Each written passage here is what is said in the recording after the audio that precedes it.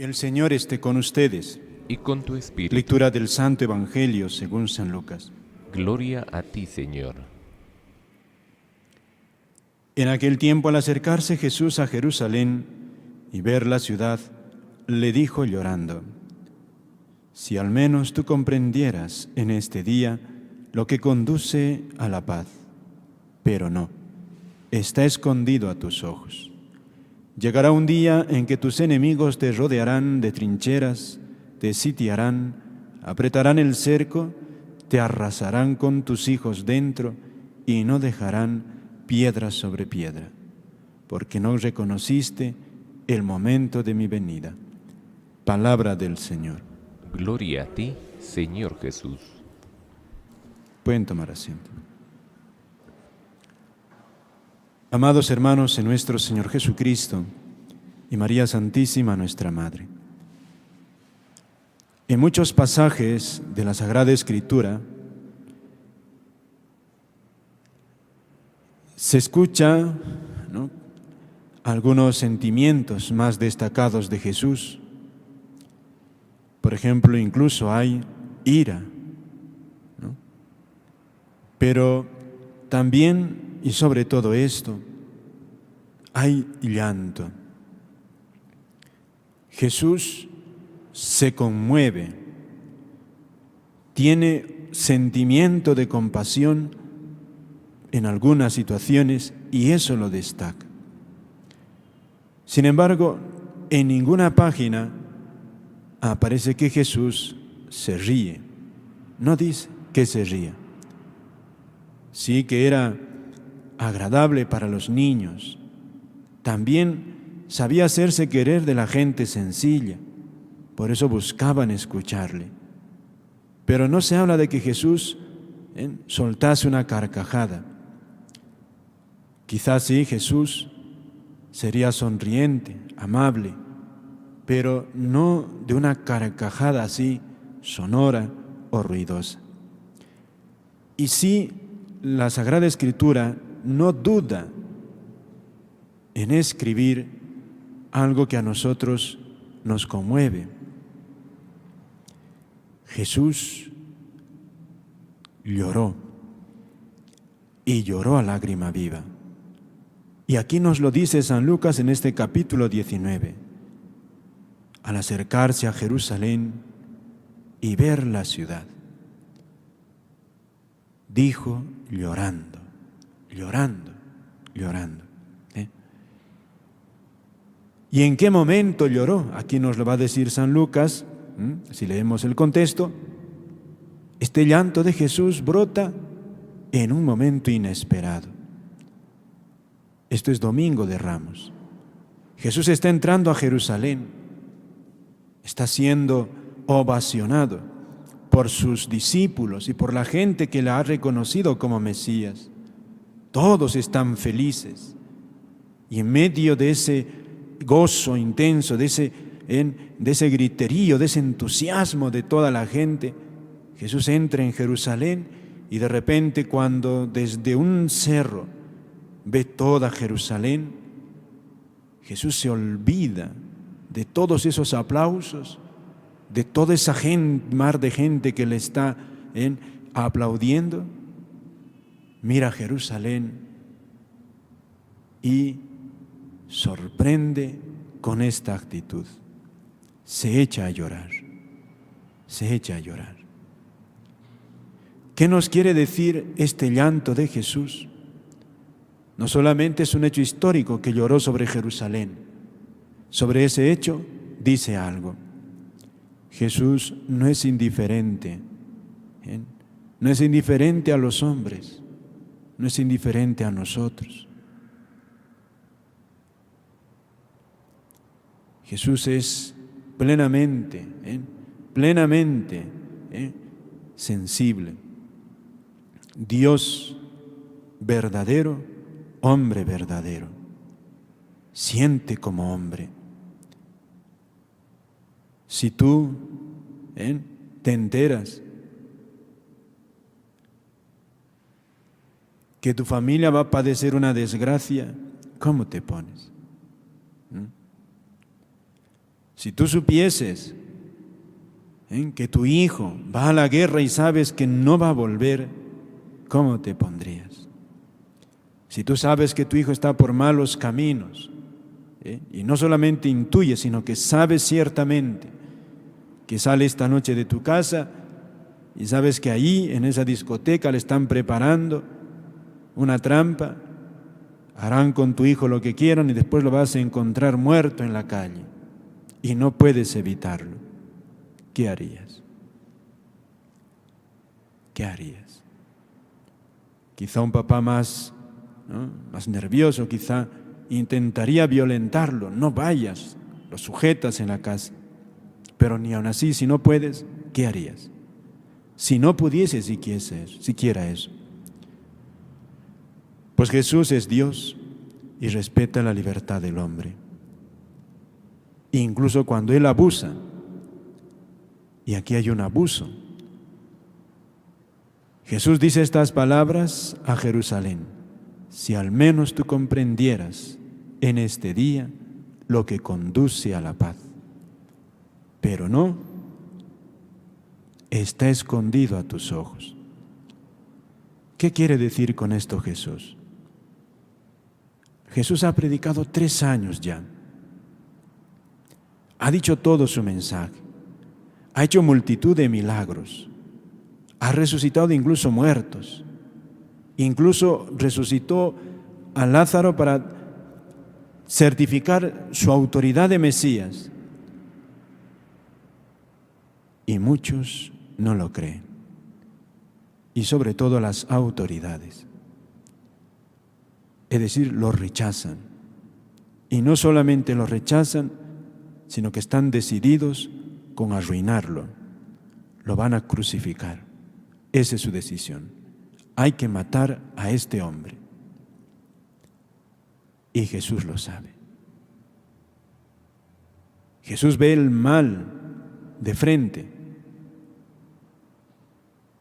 y sabe que ese pecado que van a cometer sus contemporáneos con Él será para ruina suya. Sabe Jesús que 60 años después, unos 60 más o menos, se va a cumplir esto que dice a continuación. Con Jerusalén, sus enemigos la iban a rodear de trincheras, la iban a sitiar, iban a apretar el cerco y iban a arrasarla con sus hijos dentro. Y no iba a quedar piedra sobre piedra. Sabía eso Jesús. Veía esas muertes, ese sufrimiento horrible. Y Jesús le duele, le da pena y llora. Y llora. Se lamenta porque en ese día, porque hay muchos que no quieren escucharle. Y consecuencia de ese no escucharle, ellos mismos se están fabricando su desgracia.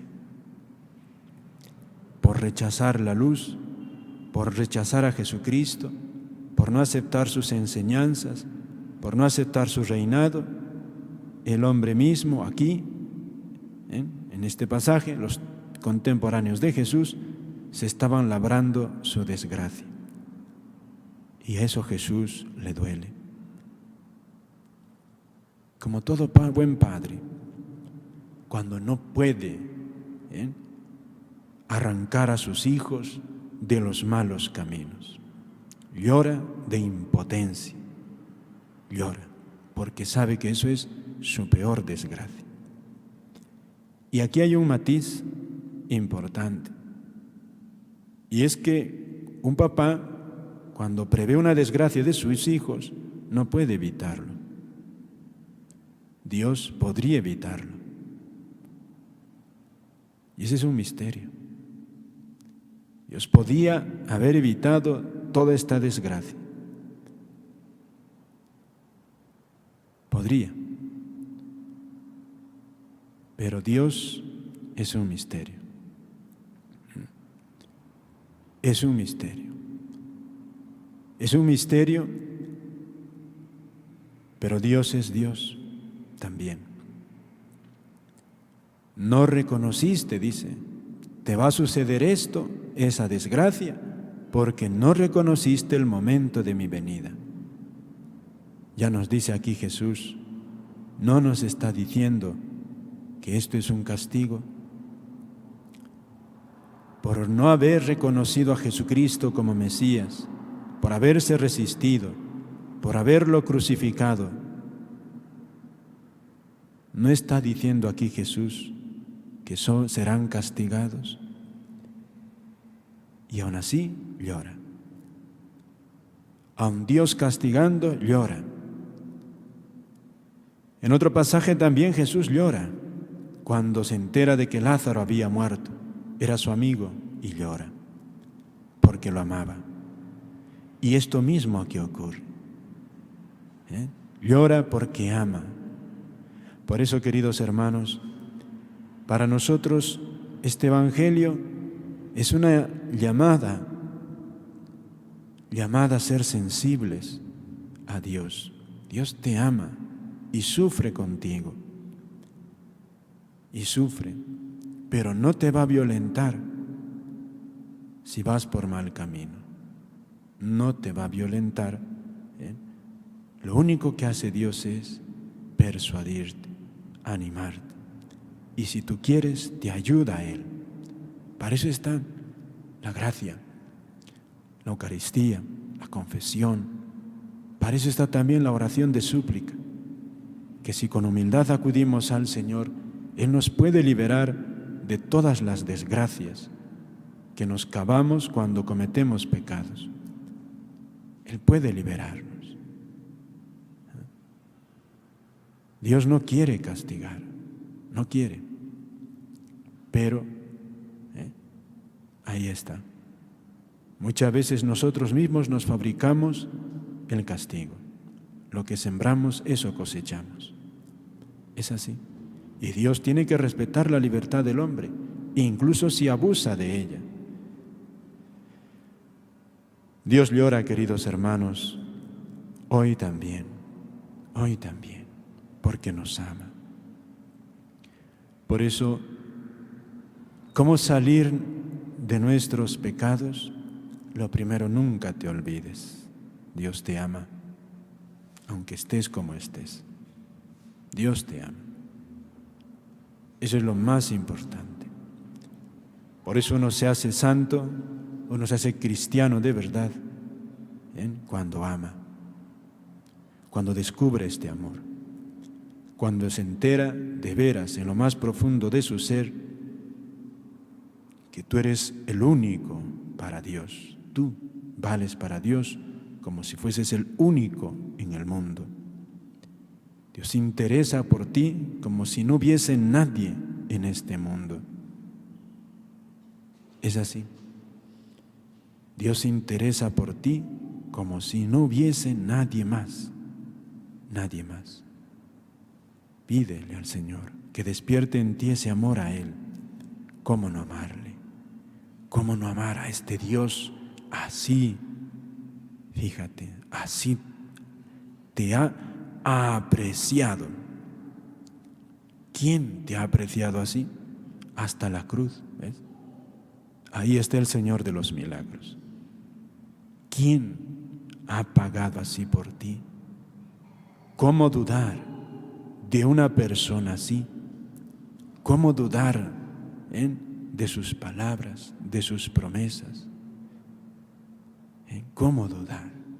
Y si sufrimos, ¿acaso no ha sufrido Él más que cada uno de nosotros? ¿Eres tú más inocente que Jesús? ¿Eres? No, por cierto. Él te ama. Pidamos al Señor también por nuestro tiempo. Si vemos mal en nuestro mundo, que te duele en el corazón. No solamente cuando veas el mal, lo señales, porque hay mucho mal hoy, hay mucho mal, sino que te duele en el corazón, como Jesús. Y qué hermoso, Jesús aquí lloró, pero no solamente lloró.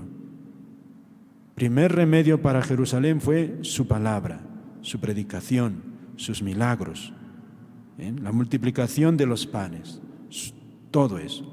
segundo remedio fue estas lágrimas. Y Jesús vio que no bastaba su presencia, que no bastaba sus palabras, que no bastaba sus milagros, que no bastaba su llanto, y Jesús se dio cuenta que faltaba su sangre. Y se subió a la cruz, y así salvó a Jerusalén. También nosotros, sepan, ofrezcamos sacrificios, que es bueno hacer sacrificios cuando vemos que la gente no se convierte, hacer sacrificios, los que puedas, por amor al Señor, por amor a tus hijos. Si tus hijos no se convierten, haz actos de misericordia, actos de penitencia, obras de misericordia y también obras de penitencia, ¿no? Haz sacrificios que puedas, porque Dios también, con el sacrificio, por el sacrificio de unos, convierte a otros. Por la sangre de Cristo, ¿cuántos se han convertido? ¿Cuántos se han convertido? Nada más, queridos hermanos. Amén.